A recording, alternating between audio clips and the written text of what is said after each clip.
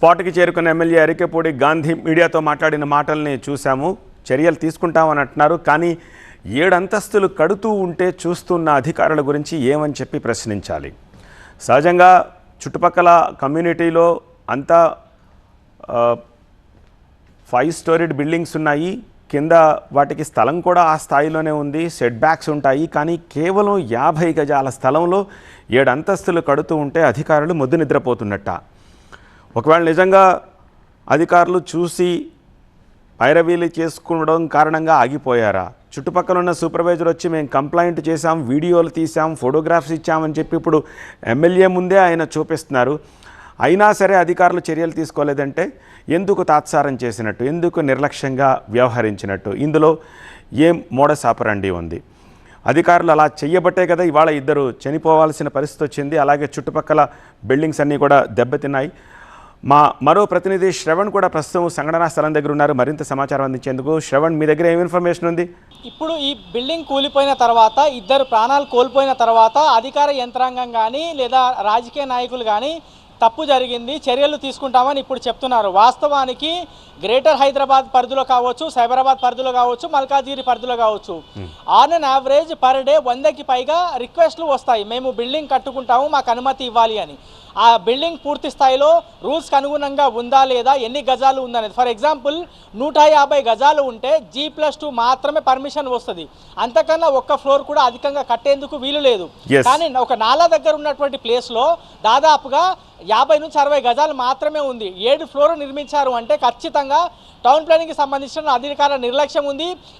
ఈ అంశాన్ని అధికారులు ఒప్పుకుంటున్నారు కూడా ఆఫ్ ద రికార్డులో. మనతో మాట్లాడిన తర్వాత మరికొద్ది క్షణాల్లోనే 2 లేదా 3 అధికారుల పైన చర్యలు ఉండబోతున్నాయి. ఆల్రెడీ ఆర్డర్స్ కూడా రెడీ అవుతున్నట్లు మనకున్నటువంటి సమాచారం. సైబరాబాద్ మున్సిపల్ కమిషనర్ మరికాసేపట్లో స్పాట్కి చేరుకొని ఈ అనౌన్స్మెంట్ చేయబోతున్నారు అని తెలుస్తూ ఉంది.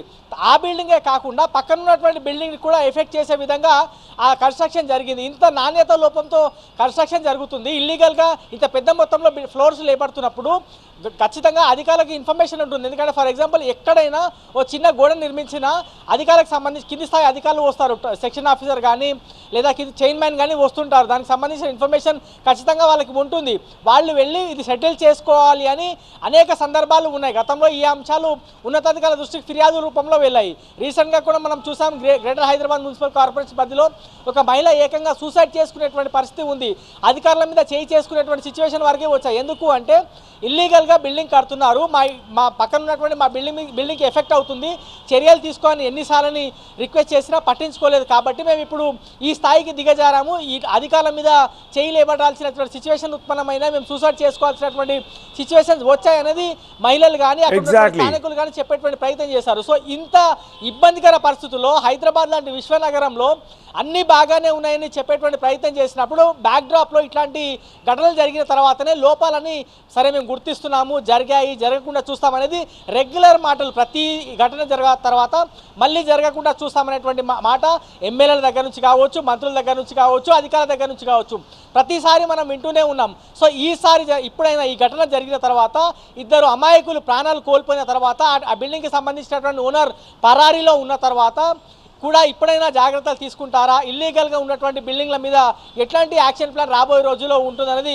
చూడాల్సింది. ప్రస్తుతం అంజయ్య నగర్కి సంబంధించినటువంటి ఈ బిల్డింగ్ మీద అంశంలో మాత్రం ఖచ్చితంగా 2 లేదా 3 అధికారుల పైన మరి కాసేపట్లో వేటు పడేటువంటి అవకాశం స్పష్టంగా కనిపిస్తుంది. శ్రవణ్, ఎగ్జాక్ట్లీ ఇప్పుడు 50 గజాల స్థలం ఉంటే సెట్ బ్యాక్స్ వదలాలి కదా. సెట్ బ్యాక్స్ వదలకుండా మీరు ఇంతకుముందే అన్నారు 150 స్క్వేర్ యార్డ్స్ ఉంటేనే G+2కి పర్మిషన్ ఉంటుందని.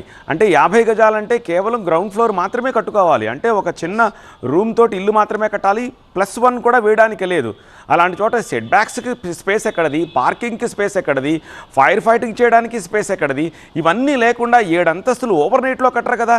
ముందు గ్రౌండ్ ఫ్లోర్ కట్టిన తర్వాతే కదా ఫస్ట్ ఫ్లోర్ కట్టిన తర్వాతే కదా సెకండ్ ఫ్లోరు. అలా 7 ఫ్లోర్లు కట్టేదాకా 6 నెలల పాటు అధికారులు మీరన్న సోకాల్డ్ సెక్షన్ ఆఫీసర్లు సైతం చూసుకుంటూ వెళ్ళిపోయారే తప్ప దానికి అడ్డుకట్ట వేసి ఫర్దర్గా కన్స్ట్రక్షన్కి వెళ్ళకుండా ఎందుకు ఆగలేదు? ఏం జరిగి ఉంటుంది? ఖచ్చితంగా గతంలో జరిగినటువంటి అంశాలను నేను ఒకసారి ప్రజల దృష్టికి తీసుకొచ్చేటువంటి ప్రయత్నం చేస్తా. ఎక్కడైనా సరే బిల్డింగ్కి సంబంధించిన నిర్మాణం జరుగుతున్నప్పుడు టౌన్ ప్లానింగ్కి సంబంధించినటువంటి అధికారులు అక్కడికి చేరుకుంటారు.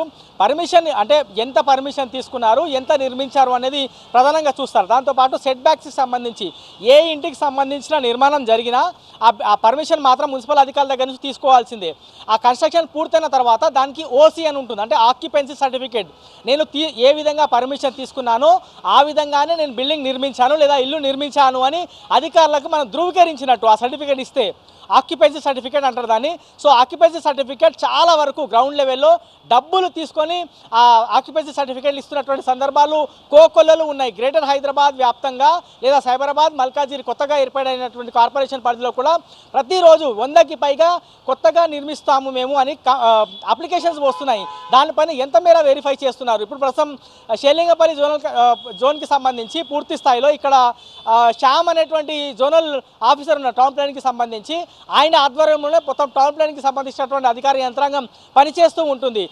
ఒక సెక్షన్ ఆఫ్ గజాలు అంటే ఒక 600 గజాలు కానీ లేదా 1000 గజాల తర్వాతనే హెడ్ ఆఫీస్కి వచ్చింది. అంతకన్నా తక్కువ అయితే మాత్రం సర్కిల్ లెవెల్లో లేదా జోనల్ స్థాయిలోనే దానికి సంబంధించిన పర్మిషన్ తీసుకోవాల్సి ఉంటుంది.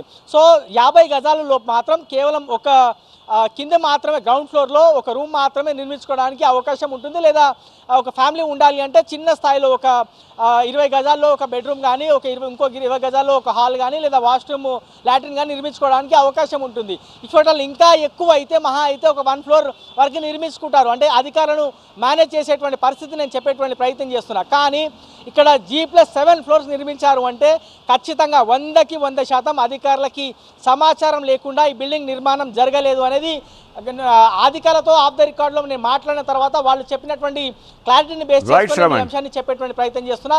సో ఖచ్చితంగా మరి కాసేపట్లోనే ఈ బిల్డింగ్ 2 ప్రాణాలు పోవడానికి కారణమైనటువంటి టౌన్ ప్లానింగ్ అధికారులకు కానీ ఆ బిల్డింగ్ ఓనర్కి సంబంధించిన అతనిపైన కేసు నమోదు చేయబోతున్నారు. 2 అధికారుల మీద చర్యలు కూడా తీసుకోబోతున్నారు. రైట్ శ్రవణ్.